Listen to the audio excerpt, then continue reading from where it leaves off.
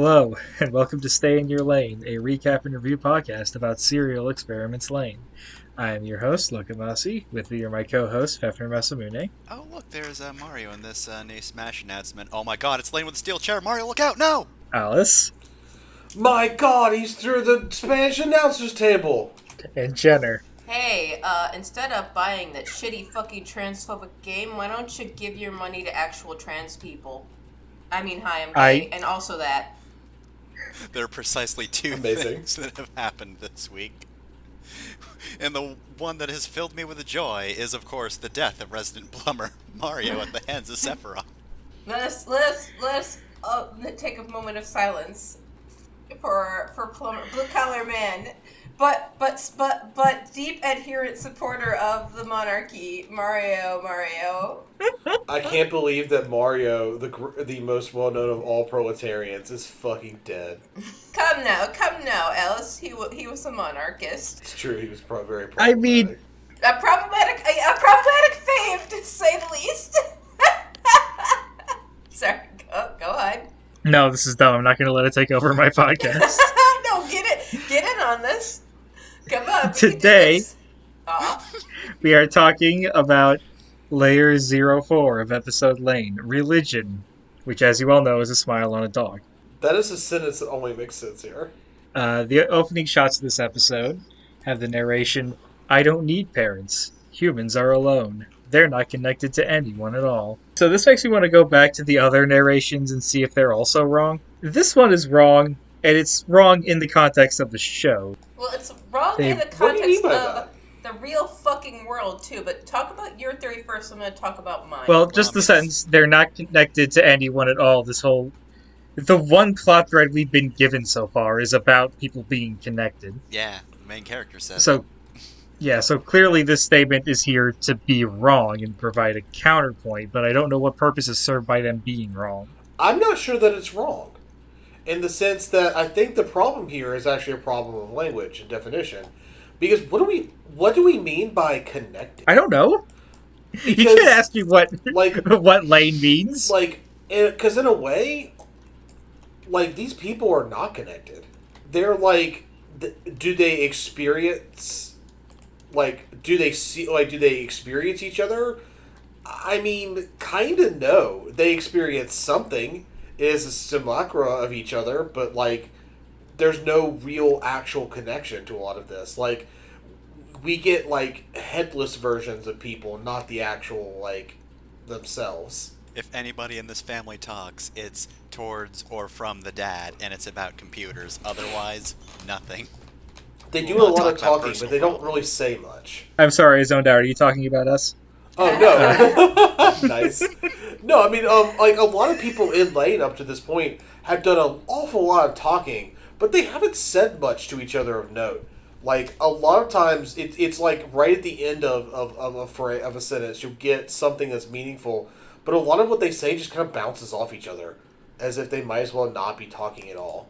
There have definitely been some real conversations. Like you said at the end of last episode, Lain and Mika seem to have an actual conversation with each other. And it is startling, too. It's still weird, but they're actually listening to each other instead of just saying weird things into a void. Every time Yeah. that someone has a meaningful exchange in this show, it startles me. All right.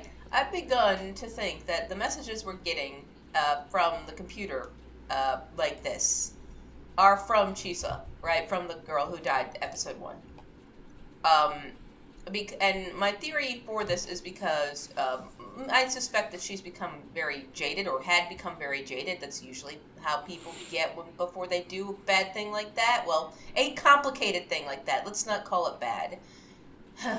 I've got my issues with it, right? Anyway, I presume, based on my history with people who have made that choice, or who have prevented from making that choice, or, helped not make that choice, felt incredibly disconnected from other people, and alone, and isolated, and unloved, and unwanted, and all that, and, burdensome, and etc. The world would be better off without them, etc., etc., etc.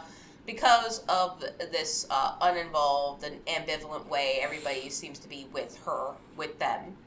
and towards each other as well, just like Alice pointed out, both in the show and in the real world, our actual real world here in real life, where we exist, not in an anime. I hope, unless we are in an anime, in which case, I'm the mentor character and I'm dying any minute now. Anyway, but people in the real world, our real world that we exist in, you and I and Alice, I hope, talking on this podcast right now, are capable of having deep connections of all kinds. We are capable of not being disconnected. It is a choice to remain isolated and disconnected from other people that I personally feel is a not wise choice to make, because it makes it easier to make this choice of committing suicide when you are disconnected from people. I've talked about this before with all you about how, this game and friendships and relationships I've built are one of the things that keep me alive, because I think about killing myself dozens of times a day, right? So, yeah, it's connections that keep you going, and it's the human ability to make these connections with all sorts of things that helps us kind of keep going in the hell world, especially the hell world as it exists in 2020. So it's not that people are disconnected, it's that people are choosing to be disconnected, and that Chisa felt especially disconnected because of her, because of all the shit going on with her. That is the end of my actual serious talk about this. Thank you for actually letting me say it, you big meanie. I like that. It's interesting to me that you see that as an essential thing, because I tend to not think of it that way, but it's trying to wrap my mind around it as an essential thing is something I think I'm going to do going forward. Yeah, I mean, humans evolved for this. Like, we evolved to be social, right? We're social creatures who need that constant interaction. In fact, if you don't touch us when we're babies, we'll just die. They tried that with the wire monkey experiment in psychology. This psychologist, would just put a wire monkey with like milk and everything that would keep a toddler alive in there, but didn't show any sort of affection towards the toddler, and the toddler would just stop living. It just ceased to have the will to live, and it would die. And this was very unethical. So we psychologists just kind of say it's a bad thing. And back in those days, we really didn't have a ethics board, so you could get away with this kind of fucked up shit. But it proved that like humans need that touch. Like, we'll feel touch starvation. We get touch starved, right? We need like that physical contact. I don't care how much of a fucking introvert you are. If you don't get a hug in like 10 years, you are suffering, right? It's not good. Like, we didn't evolve for it. We're a communal, social creature. So to be utterly disconnected and isolated, like, it does things to you psychologically. Neglect is a form of abuse, okay? And when you're young, when you're a baby, you'll literally die without it. So, yeah. So, Jenner, you studied psychology. When did ethics get invented? It's complicated. But I assume after the Milgram. Yeah, I mean, basically, after around the time of the Stanford prison experiment, as when we went, okay, maybe we should not let people torture people for fun and profit, and pretend that is science before we get in trouble. So yeah. I think ethics is still just a theory. They're still working it out. Like, there were some gentle ethics that happened around the time of Skinner and Watson during behavioralism that started to crop up, because people okay, you're going to love this. So I studied history of psychology, okay? Now we are no longer on a Serial Experiments Lain podcast, y'all. Now we are talking about psychology. So I studied the history of psychology, and you're going to love this. So we got more upset about animals being mistreated than we did about human beings being mistreated. So during the early behavioralists with Skinner, who was doing mean things to birds, we started putting ethics in for the animals, but not for the fucking people, the actual human beings that we would then do these studies on. And then around the Stanford prison experiment, we were like, maybe we shouldn't torture people as well. And we argued more about not torturing the people than we did about torturing the animals. Jenny, you're gonna be disappointed in me. Every time you say Skinner, I just think of the fucking Simpsons character. I'm sorry. The American Pediatrics Association and a bunch of other psychiatric institutions that were behind this were like, I don't know, don't humans deserve to be tortured? I'm not making this up, folks. How are we going to get accurate science if we don't torture ourselves? Oh, that isn't unethical. It's progress. Yeah, this is progress. Progress from the torture we're having. It's what we just torture. said. Yeah. It's not torture. It's sparkling self-improvement. I see. So you call it a psychological study, even though it's obviously torture. It's a Utica expression. Welcome to the podcast about memes that don't die. Today we're talking about steamed hams. Anyways, back to Lain. But yeah, thank you for letting me have that more lengthy, serious discussion about this. But yes, I would love to talk more about this, and I will. But like, this is a podcast about fucking serial experiments, Lain. But the TLDR is human beings evolved to love, and we'll anthropomorphize anything, right? And we get more attached to things that look cute than we do to ourselves because of how we evolved, and that's why so many things fucking look cute to us. They evolved out of our love, because if we think they're cute, we're less inclined to murder them and eat them. That's all. This is why nobody uses their Roombas efficiently, because instead of letting it do other things, or instead of letting it clean the house while you do other things, instead you just follow it around and cheer it on. What I love is, like, people are like, my Roomba's been working too hard. I'm going to give it a break after they've been working 70-hour weeks. I've been yelling at my fucking friend about this. Why The Roombas are unionizing. Yeah. Why am I arguing with my friend Jarrell? You two know Jarrell about this, where he was like, I've had to vacuum all day. And I'm like, you have a Roomba, Jarrell. Why were you vacuuming? It's like, well, my Roomba's been working too hard. And I'm like, Jarrell! There's a perfectly legitimate excuse of, oh hey, the Roomba doesn't get the corners too well. But no, went for that. Anyways, I'm so sorry. Back to stay in your lane. if I can talk about this, if I can talk about the second scene of this episode, yeah, let us stay in our lane and stay in your lane. we get a shot of the phone wires humming again, and then we cut to Lain being online. So I have here the note: Lain's computer has grown. And I put that deliberately instead of saying Lain has added on to her computer, because it feels like it's just grown on its own. Because she has, like, the casing is being cooled by desk fans, not internal fans. So it just creates this image in my head of, like, she just walked home and the computer was twice as big, but it didn't grow any fans, so she had to improvise. We also don't grow fans, so I relate to that. One day, the computer will just be the entire house. Yasuo comes in to check in on her and presumably ask her about these strange charges to his credit card. Lain, did you order $2,000 worth of computer equipment and not get any fans? No, they were just here. Lain, if you talked to me, we could have worked this out. I would have reminded you to get fans. You could have built an actual computer instead of just laying parts all over the place. Yeah, but then I would have looked as cool. I need to get my picture of my workplace on Cursed Battle Station. I need to make people all over the wire feel deeply uncomfortable and not understand why. We then get a family scene. All the family members except for Lain, which I don't think we've seen yet. Hey, don't skip over the important parts. A certain someone goes to the fridge and just fucking picks up a juice and drinks it right from the bottle. I was actually going to talk about that. Okay. We get a shot of Mika being normal. My note for this scene, I describe it as Mika being normal, parents being less normal. So I'm looking at this shot. Is that a fucking, like, shelf that has egg compartments? Because those eggs are just sitting there. Maybe. We just stacked our eggs in the fridge shelf. Don't worry. We It's got fine. them flat bottom eggs. This is what normal human beings do, right? It's just stack their eggs in the fridge like that. This is completely normal human behavior that humans do. Yes, after drinking juice directly from the jug, Mika talks to her parents about Lain being weird. Yasuo says, don't be so suspicious. There's nothing Lain is doing that isn't perfectly normal for a child her age. And then once Mika leaves, Mom says, so she's acting weird, and Yasuo goes, oh yes, definitely. She's absolutely acting strange. I also have the note, Mom and Dad share the world's most awkward embrace.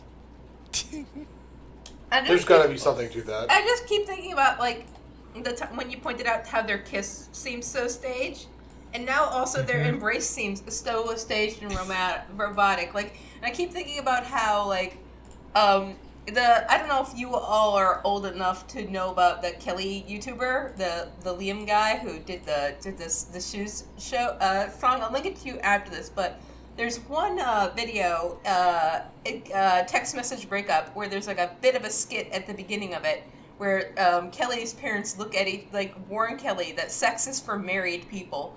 And they look at each other and like this we're gonna fuck music starts playing. I'll link it after this. And they have more like those two like sketch like bad parents that make you cringe have more chemistry and like heat between them than these people in this show. So I'll link it now, like while we're talking, but there you go. Yeah, he's just doing like the anime shiny glasses thing. She's just giving the world's dullest head pat, just no energy to this head pat whatsoever. And he just sort of brings her in. It's not. Yasuo is such a weird fucking character because he has so many like legitimately sinister moments, but he also has so many legitimately like open and friendly moments. It's like, who the fuck are you? What is your deal? Why are you like this? So the odd comparison I was going to make, I don't know if anyone here besides me has seen Who is Afraid of Virginia Woolf. Unfortunately, I have seen it. But for those of you who haven't, both in this podcast and in our audience, it is two couples spending some time together. Neither couple is particularly happy with... Okay, so the members of the couples aren't happy with each other, but they're also not happy with the other members of the other couples.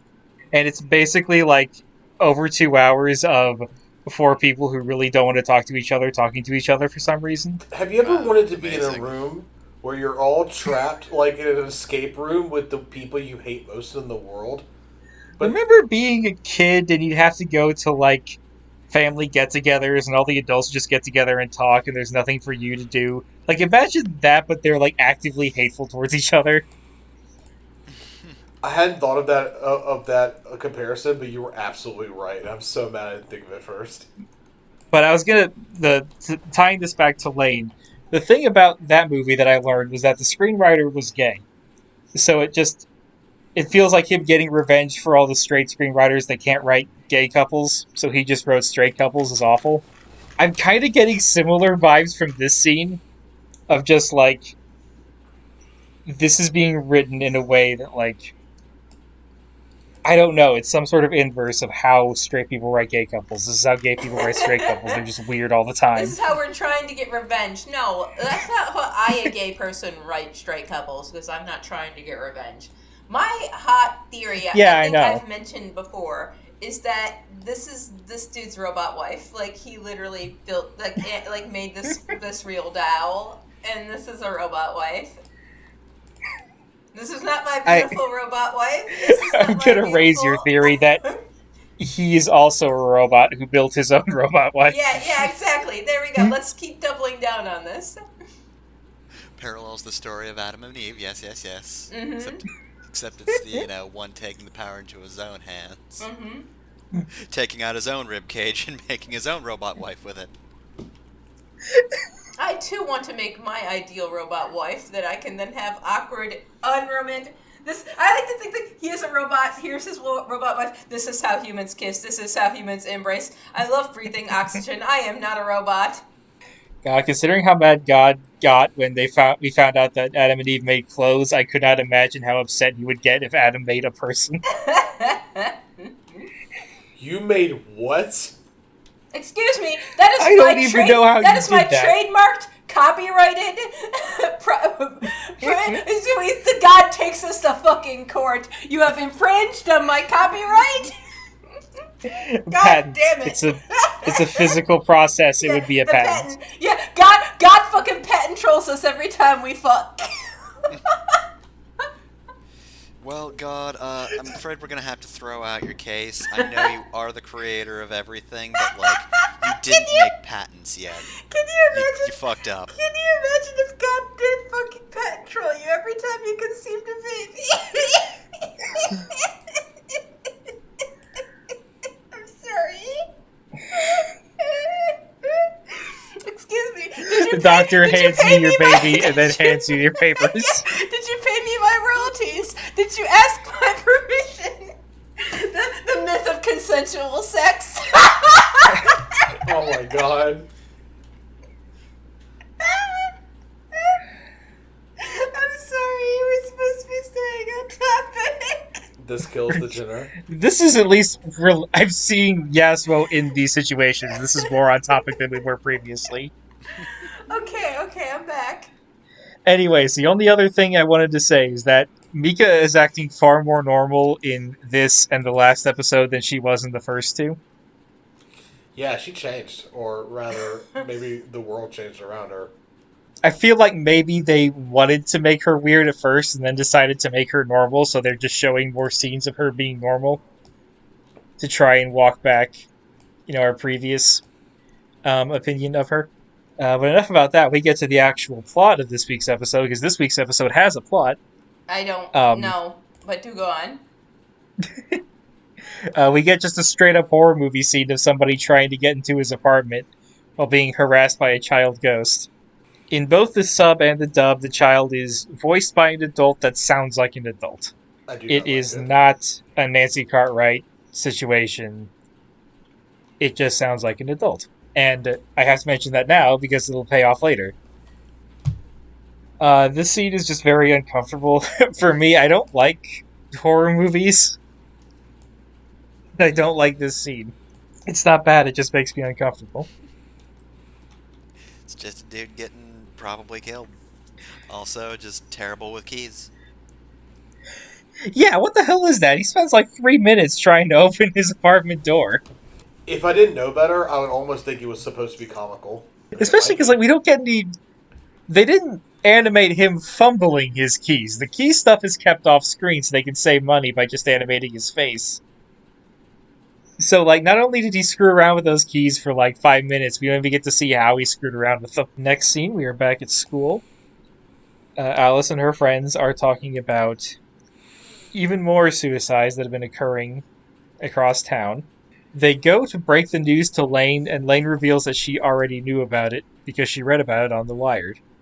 I read about it on the internet, and people on the internet, they always tell the truth.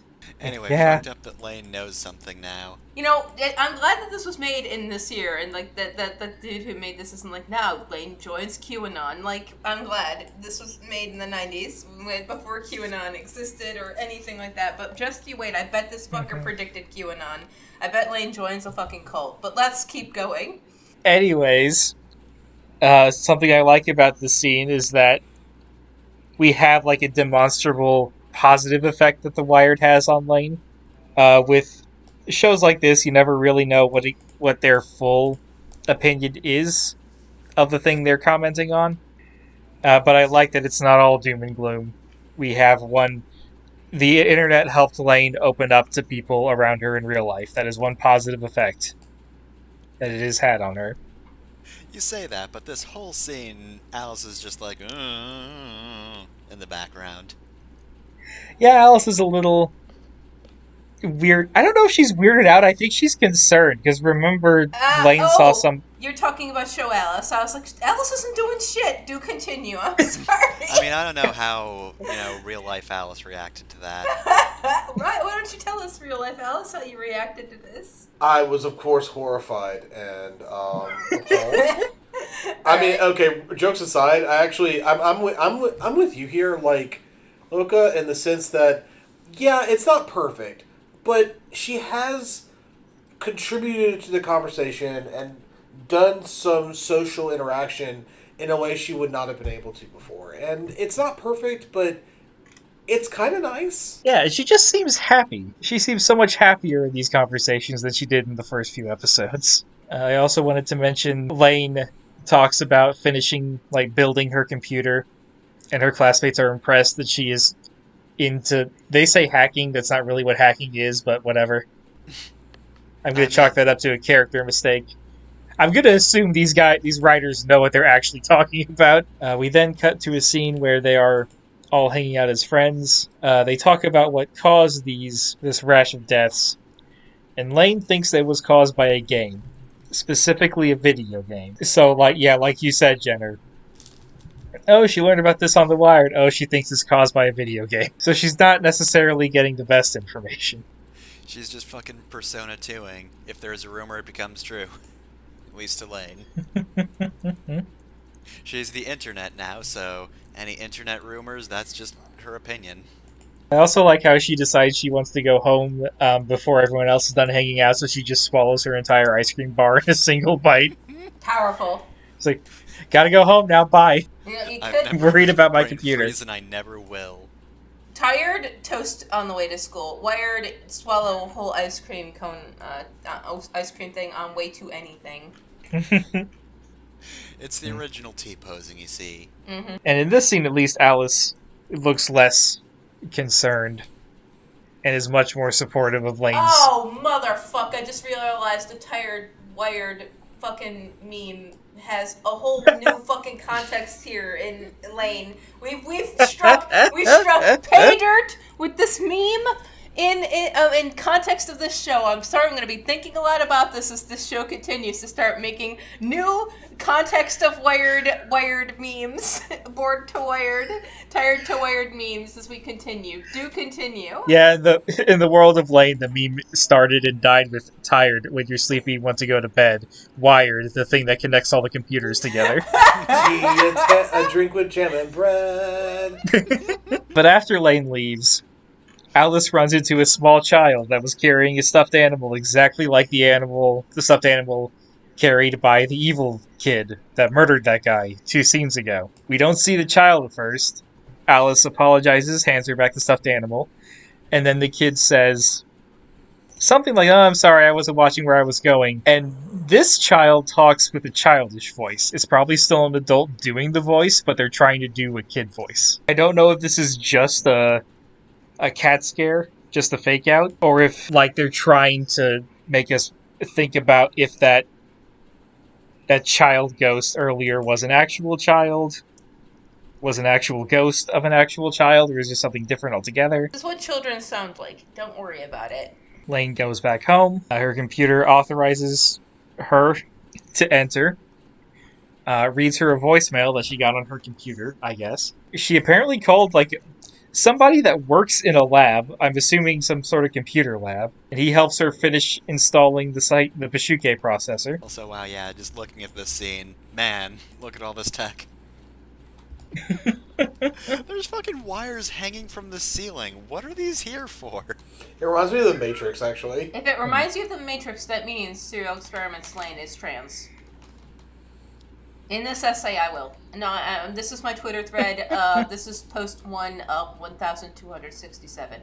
We then get a scene back in Siberia. Lain asks the DJ for information on a video game called Phantoma. I want to make something clear to the listeners. This is Siberia with a C, okay? Alright, continue. Yes. Cyber, not Sibir. Yeah, Lain does not go to Russia. Just all the way to Russia, dang.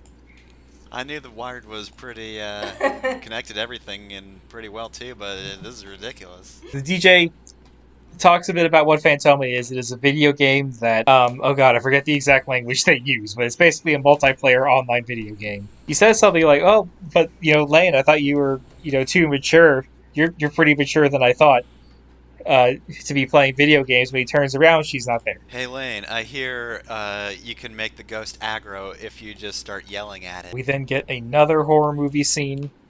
This time it's of an adult. We have a teenager, possibly somebody around Lain's age, being harassed by another child. Alright, so if this is anything like the last murder, then I guess you can just cue up Saber Dance. He runs through Windows 3D Maze screensaver for a bit, and he's shouting, "I quit already, leave me out of it," which didn't go so well for the last guy that shouted, "Leave me out of it," so I'm worried about him. But when he turns around, instead of the child ghost, he sees Lain, surrounded in a blue aura, who is just trying to figure out what is happening in this game. He eventually destroys his phone in an attempt to leave the game. Doesn't work. We get more scenes of him running through the maze. He's upset. He says this isn't the Wired, so he doesn't understand why he's still in the game if he's not online. Look, you shouldn't have downloaded that game from DS Download Play, come on. Now he is always online, and he will never log off. Lain tries to have a conversation with him. The boy asks if Lain is a PK. A player killer? Lain. Oh no! Yep. I like that they just said PK because this was oh god, what, 1998? That would not have been Mm-hmm. even close to common parlance at the time. Mm-hmm. Would it not have? I mean, I'm sure it would have been used, but like 90% of the population didn't play video games. They definitely didn't play video games where player killers were something that could even happen. Mm-hmm. Like, Call of Duty does not have player killers, you're just playing the game. Player killers can only exist in, like, MMOs and stuff. Yep. But yeah, because he is a gamer using gamer terms, Lain has no idea what the hell he's talking about, and she can't really get to him. He's eventually face to face with the awful ghost child, and then he shouts, "Bullet charge, gauge 5." There are also a whole lot of hands. Gonna get Oh yeah, I forgot to mention that scene. He runs down one of the hallways, and there are just a bunch of ghost hands. Yeah, and then he turns coming at around. And also the like ghost child looks like kind of older in some of the shots to a certain extent, just like sort of the way her eyes are. Yeah, they do some weird stuff with her face. This game Yeah, is like- scary as fuck, by the way, just for the record. Yeah, this episode is just a horror movie out of nowhere.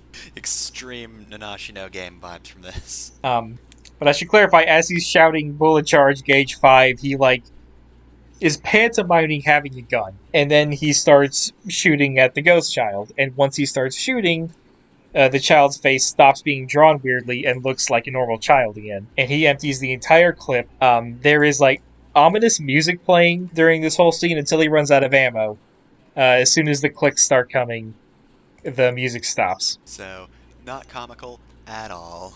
We then get a shot of what appears to be just cloth covering a body, and Lain looking sad. And then they put distortion over the video, and I just have the note deep fried meme. It just looks like a fucking deep fried meme to me. He says he wasn't aware that it was a real child, and then it starts explaining what Phantoma actually is. Because it's a dedicated client application that can only be downloaded illegally. You have to be a real gamer, basically.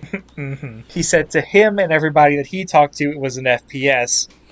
But he says something like, apparently it was linked to a group of children playing tag, and those were filling in for the monsters. Yeah, the subversion, he says, let's see, but I guess it's somehow gotten linked to a tag game played by kindergartners. Shrug. Whoops, crossed our wires there. So, this is one of the first really weird things that I think actually has an explanation. It's just Lain has thrown so much weird shit at you that it doesn't intend to answer, that once it throws this out as an answer, a lot of people, I think, just bounce off of it. Because, yeah, I think the explanation is mostly straightforward. The only weird thing is that he apparently actually killed someone by playing a video game. I mean, he's hallucinating, isn't he? Maybe. Yeah, earlier when that guy was supposedly getting murdered, yeah, the child was like, gotcha, because she was actually literally playing a game of tag, apparently. It wasn't just, the standard creepy child, I'm playing tag, but it's spooky, I guess. Mm-hmm. Anyways, there's one more bit of information that we get on this, so we'll talk about that later. Yes, we then cut to Lain getting an email. I forget if the sender of the email even identifies himself, but he's talking more about Phantoma. He says there's nothing really weird about Phantoma itself, but it's weird that it was able to be connected to a game of tag. Fucked up, right? So that's a little bit of information for the audience. This isn't supposed to happen normally. That's also weird because it implies that, being able to kill someone through an online FPS is also normal. Unless this weird code that connected the two games also, turned everything lethal. I don't know. It's a strange world in serial experiments, Lain. It could be a This bunch of must be different the things. work of the Knight. Yes, the email suspects the knights who were mentioned last episode. Then Yasuo comes in from the shadows. He says that the wired is just a medium of communication. Do not confuse it with the real world. I'd like to point out that when he enters, he's apparently just wearing all black, so he just blends in with the shadows, so it just looks like he's a floating head. The opposite of, his e-buddies, I guess.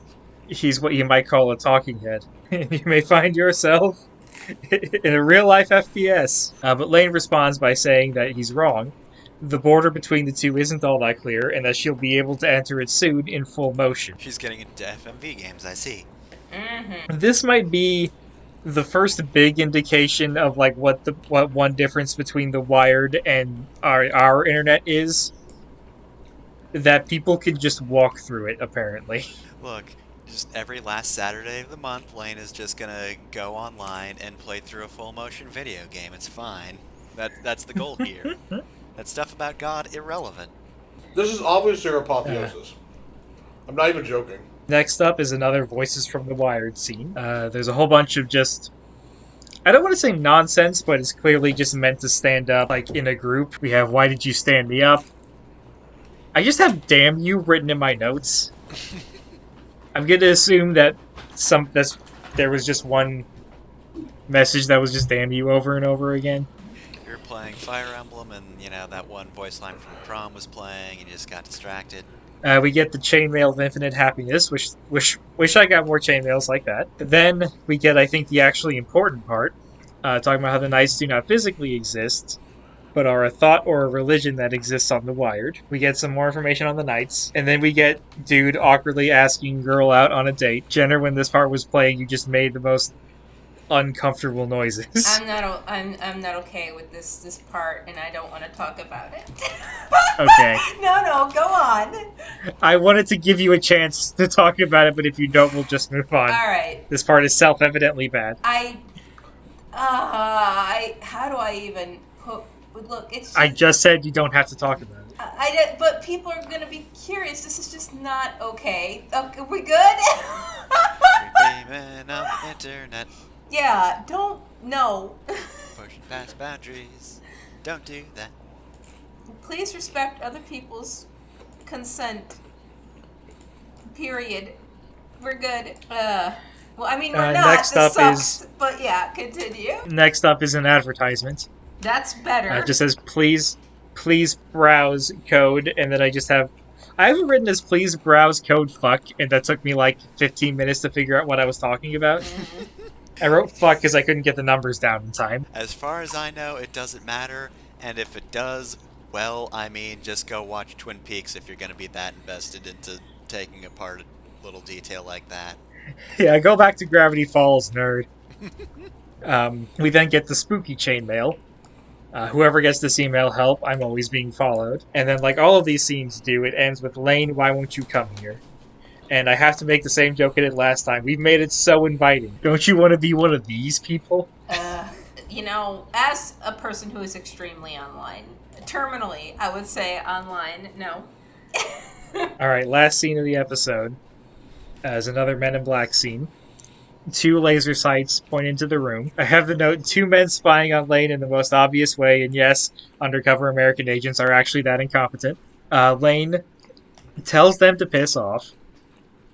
I think she shouts it multiple times, and the last time she shouts it, their headsets explode, and Lane's computer starts freaking out. The 2 men get in their van, get the fuck out of there. Because I'm just hitting that problem where when something ambiguous or weird happens, I'm scared to say it means any particular thing, but I don't think it's an unreasonable interpretation that, like, oh shit, this girl's got psychic powers. Mm-hmm.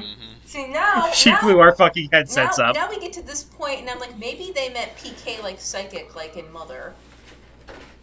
Yeah, psychokinetic. Yeah. Oh shit, are you gonna use PK Starstorm? Fuck. Yeah, shit. Yeah, English speakers tend to use ESP or PSI. Yeah, what's Lane's favorite thing? PK the Wired? PK fucking shit! PK being alone. No, that's her stand. mine is PK my wife. Oh Right? God, guys. This? Her stand is 1 is the loneliest number.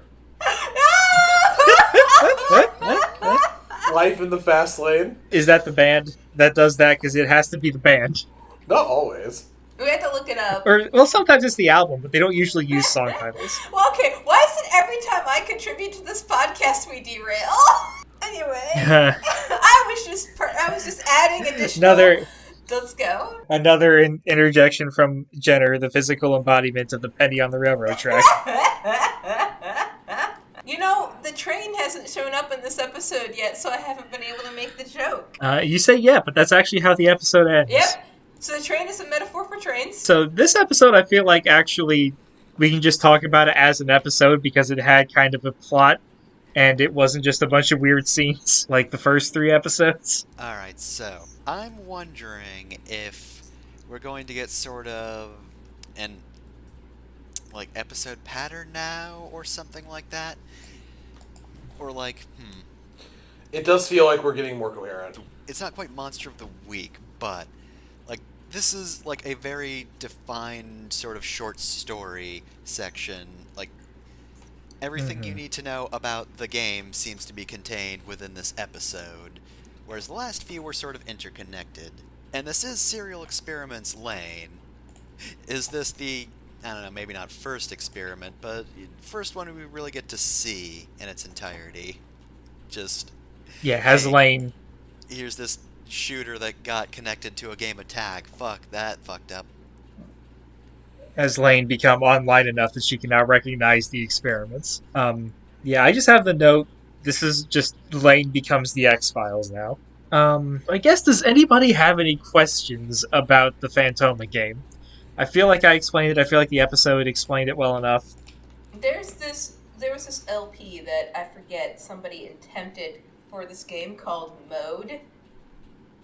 I forget who tried to LP it. I forget if the LP ever finished. I forget a lot about this game. It was basically like an FMV game where you're at a rave/party set in like the late 80s, mid 90s.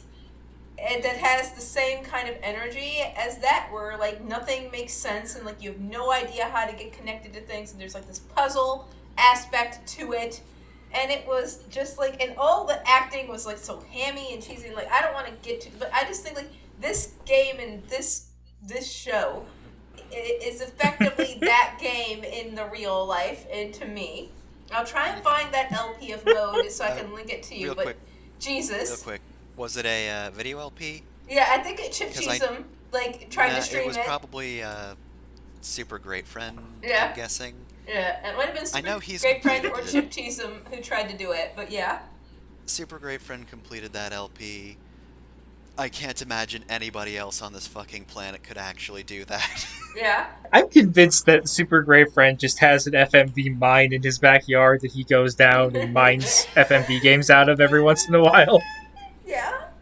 I don't even know any FMV games that are like stupidly obscure enough to reference as a joke. Anyway, I thought I was going to have more to talk about. I do have, like I said, because this is a... Are you going to say something, Alice? I do gotta say that, like, you know, I haven't been joking all along, but my whole this show is about Lane's apotheosis thing is definitely going strong. This is definitely just making us stronger. We now have confirmation that the Wired, what happens in the Wired doesn't stay there, even if we don't know necessarily the fine mechanics of it.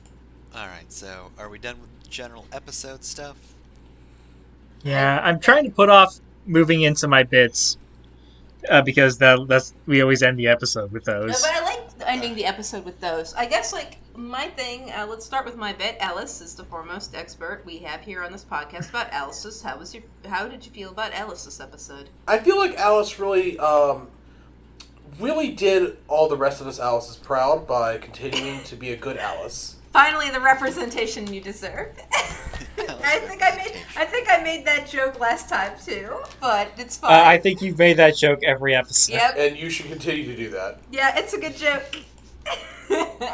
So, are we doing theories after the bits or before? Do theories Yeah, we before. can shake it up a All right. little.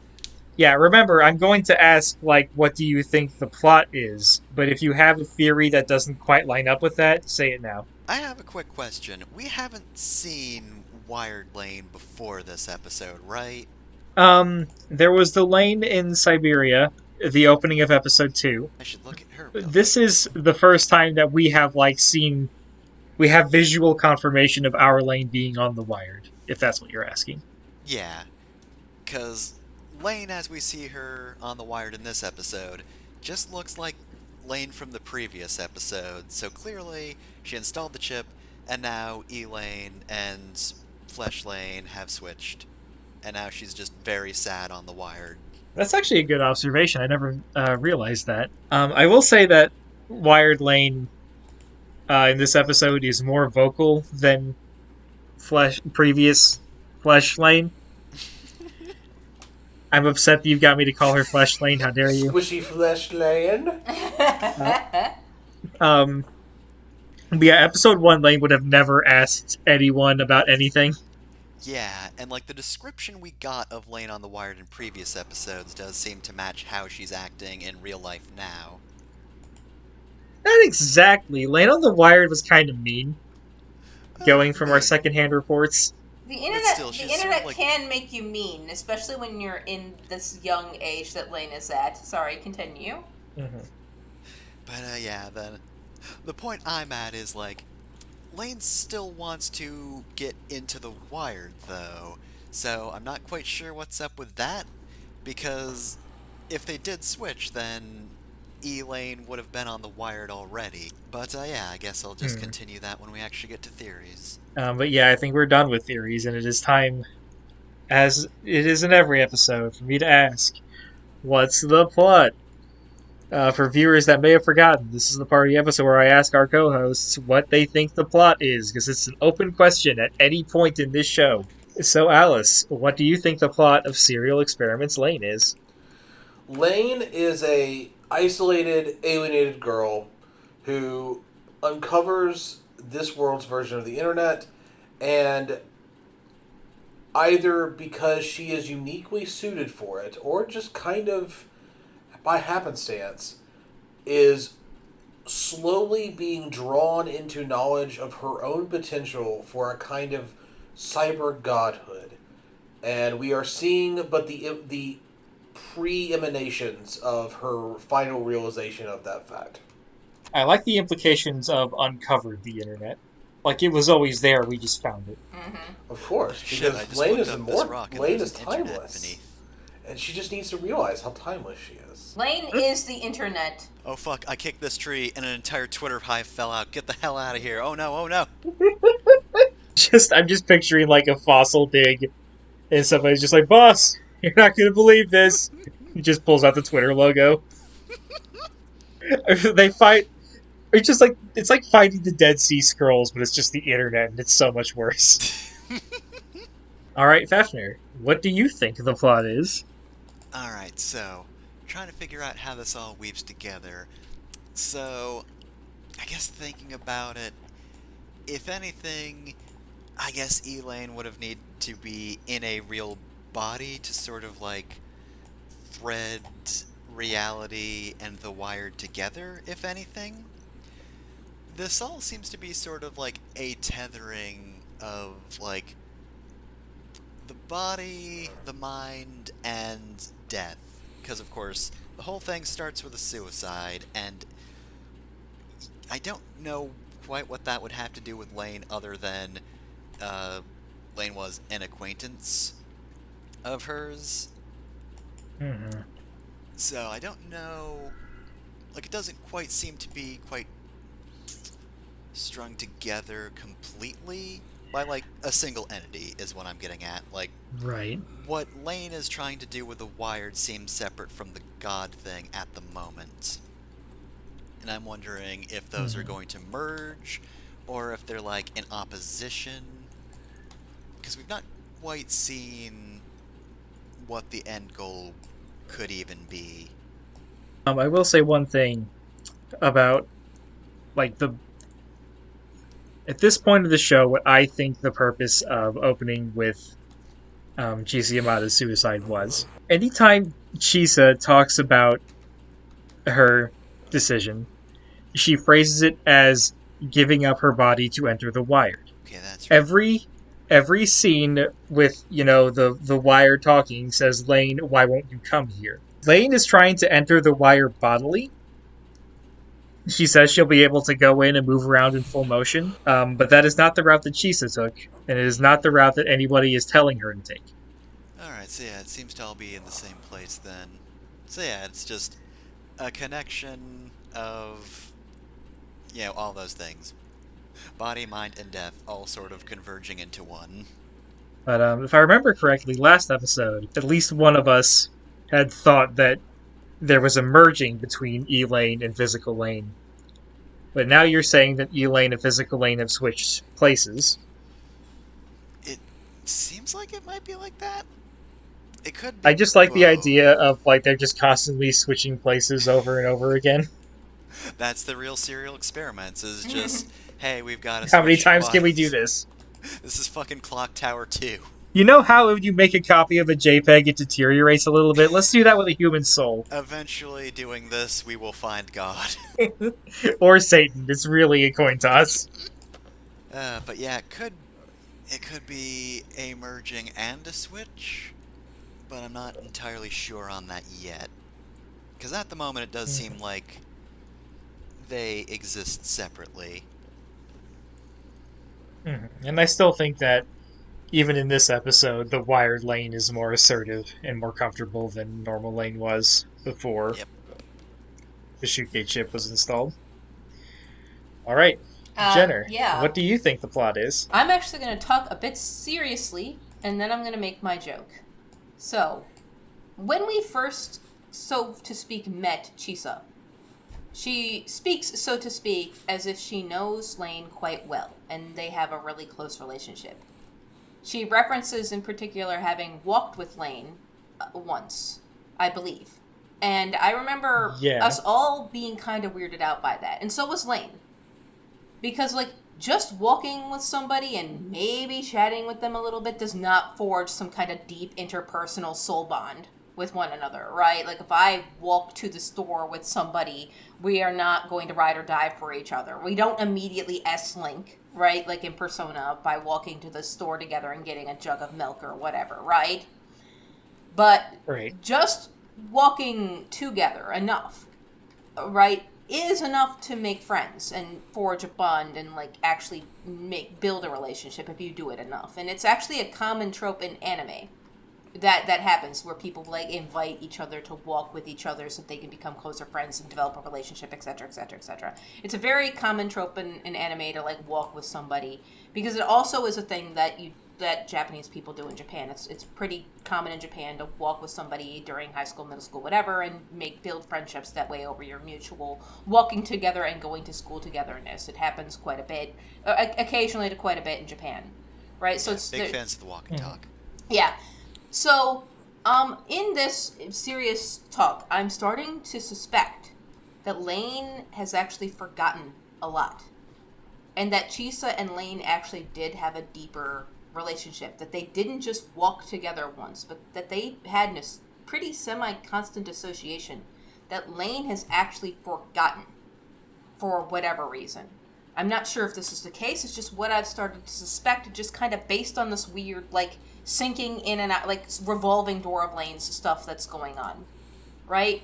Where Chisa either had a relationship with one of these multitudes of Lains, like, that these Lains keep swapping out, right? So Chisa keeps going out on these, the Groundhog Daying with, like, Lain A, Lain B, Lain C, whatever, right? And having these walks and talks with these Lains and building this close relationship with her.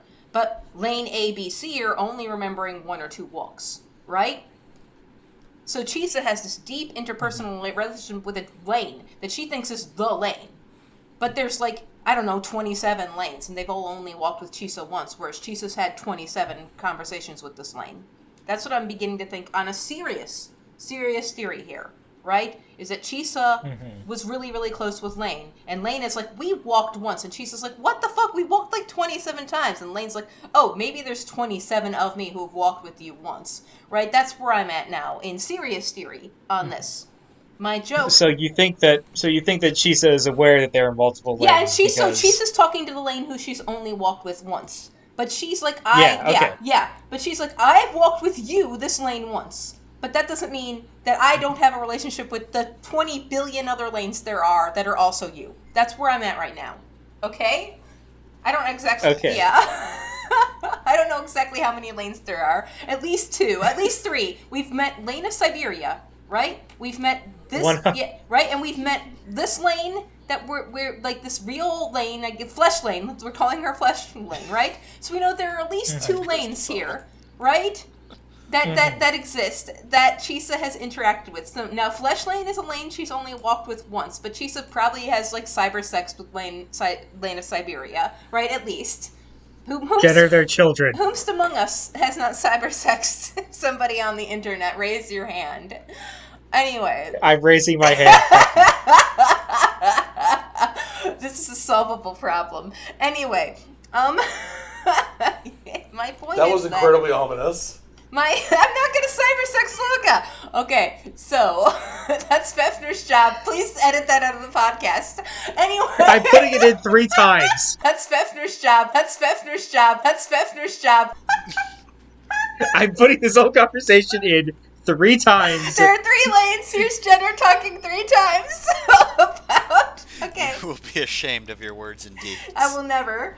I'm immune to shame for the most part. I Now, will do the equivalent of rubbing your nose in it. so here, again, that is my serious thought about this, is that there are at least 2 lanes, and Chisa has had a relationship with both, and she's talking to Flesh Lane, who she's only walked with once, but she's had a lengthy, extensive relationship with at least one other lane, right? And she is of the opinion, or of the mind, that these lanes are the same, okay? Mm-hmm.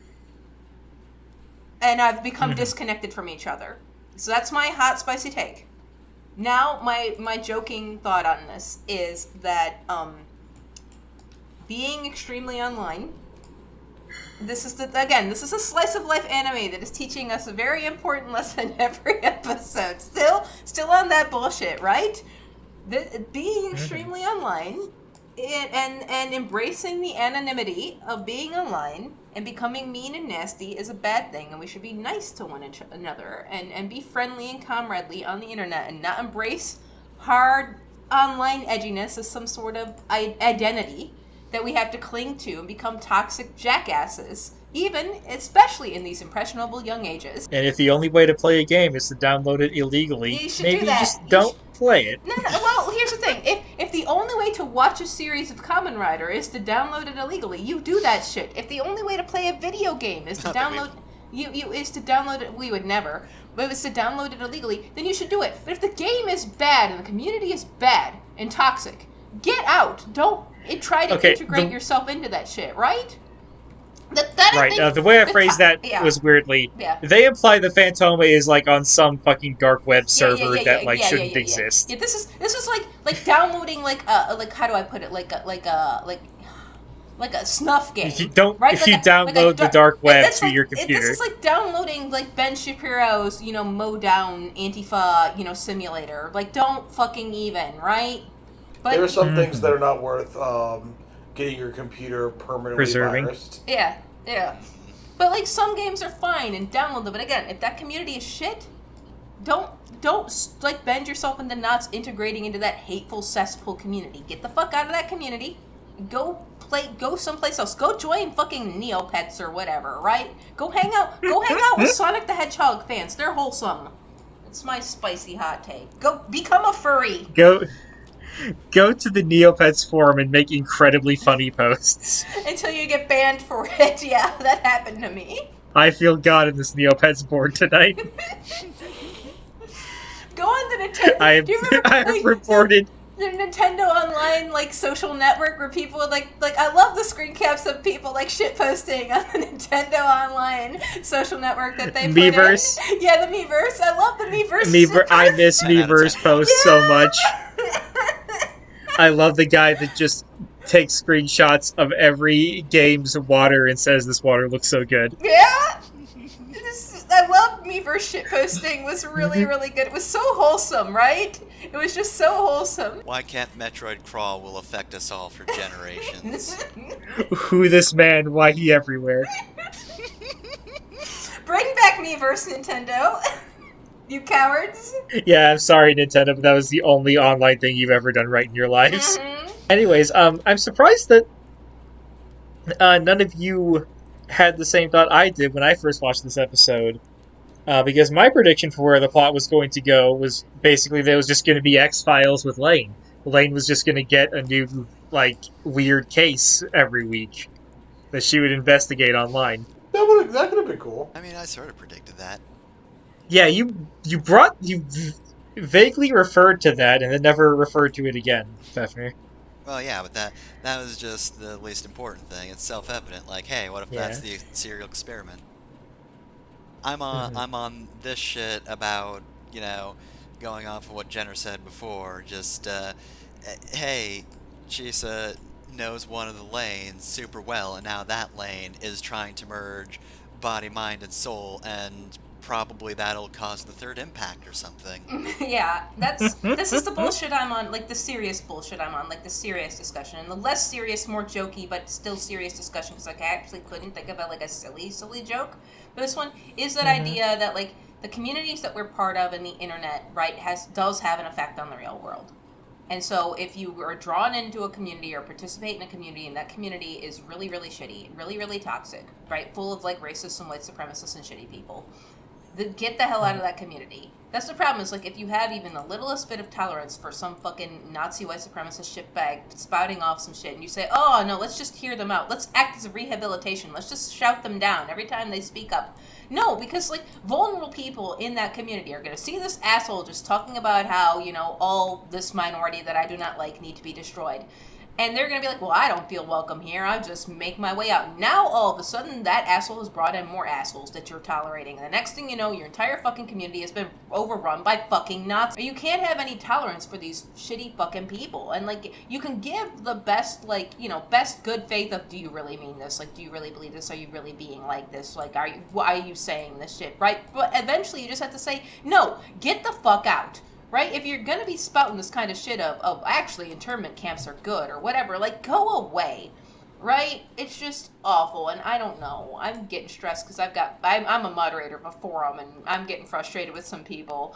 So, yeah, it annoys me. So if your community, if you allow people with genuine sentiments like this who aren't expressing themselves well, keep doubling down on that shit, to stick around your community is going to drive actual good, vulnerable posters out of it and become overrun with these shitty fucking bad-faithing jackasses.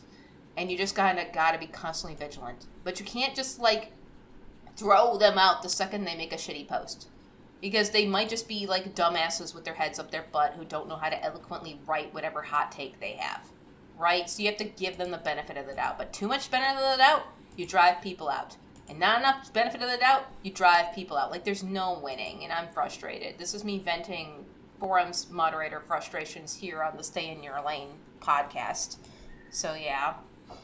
So, if you are in a toxic community, try and find a healthy one. And feel free to yell at that community and be like, this is the shit that's going on, and see what happens. But it can be really hard to find one, but they're out there. And yeah, that's my more serious discussion is don't allow the anonymity of the internet to turn you into somebody you can't bear to live with and that other people don't want to be around. Sounds good. Anyways, the comment I was going to make. Fefner, you say this will trigger third impact, but, in Ava, we never did find out what the first impact was. Oh, yeah, we did. I see. This is the prequel. Did we? I thought we didn't. Yeah, first impact was the initial impact of the moon, of the black moon on Earth that created the geofront. I was going to say, I'd heard that it was the meteor that killed the dinosaurs, but I didn't know if that was real or just a theory. It's actually before that. First impact is the first impact is what brought Lilith to Earth when Lilith's vessel thingy basically crash landed right on top of Adam and all of Adam's children. Fuck, I have to stand the first impact now. It's complicated. It's not the biblical Lilith. She's just named after that Lilith. All right, what about the second impact? Second impact is whatever the fuck happened with Adam that caused all that. Yeah. I forget the specifics of Ava because the plot doesn't matter in Ava. It's the characters. Second impact is when they accidentally make contact with Adam and reawaken him somehow. We don't actually know how it happens in the Arctic. Third impact is, well... Oh, that's right. Yeah, second impact was in the show. Yeah, we learn about second impact in the show, and I think in the movie they don't say what first impact is. But... All right, well, I guess we learned how the second impact happened then. It was Lain. Yeah, talking about Ava, I was going... Jenna, when you were talking about how there are multiple lanes, it does feel like this lane hasn't existed prior to the show, doesn't it? Yeah, I mean, at this point, serious theory crafting aside, I believe that Lain is the avatar of the internet, the physical human embodiment of the internet. If the internet was God, Lain is the Jesus of the internet. That's where I'm at on a serious That's level. a fucking Okay? scary thought. Yeah. Yeah, because I was thinking about the protagonists in the other weird-ass animes. Shinji's past is very well defined. Not a lot happened in it, but we know everything that didn't happen. We know that he was abandoned by Gendo when he was young, and that Shinji was taken in by his second grade teacher or something. I have Una's past is more ambiguous, especially in the TV show. In the manga, we know that she has an aunt, I guess. We don't like talking about Una's manga backstory. Mr. Licky Licks. But We almost escaped without that, damn it. Never. But like Utna's lack of backstory eventually becomes important, and the weird glimpses we do get into the backstory are important. There are no like baby pictures of Lain in the apartment or the house. I think it's a house. I don't want to confirm or deny anything. I just wanted to call that to attention in case it was like just in the back of anybody's head. I mean, I'd question why, if Lain were the internet, she wants to get onto the Wired, because isn't she already the Wired? But, you know, that means this is just a self-discovery story. We just want to be united with that which we are. The internet does not understand itself. It knows it's a multitude of connections. What the fuck does that mean? Watch Serial Experiments Lain to find out. If for an art project, Lain makes a model of herself out of a series of tubes, then we'll know. Just gonna go back, take a screenshot of somebody saying Lain of the Wired, and just cross out the word of. Lain the Wired. No, money down. Saint Lane the word. Well, actually, if you look at the background of one of the previous episodes, there is a dump truck labeled Lain, and that's how we know she's not the internet, because the internet isn't just some truck you can dump everything on. Reasonable. How fucking old is this meme? This meme was around when I was in fucking elementary school. Anyways, and on that meme-tacular note, it's time to end this episode of Stay in Your Lane, your hottest source for all your Lane memes. Yeah, Lain I am. is the internet, then she is, you know, like 80% memes. She- Much that- like the human body is mostly comprised of water. Please, the internet is not for porn. Lane is like 14. Come on, kids. I am excited. I'm here to love Lane. I'm ready. I want to love Lane. Bye, everyone. Bye.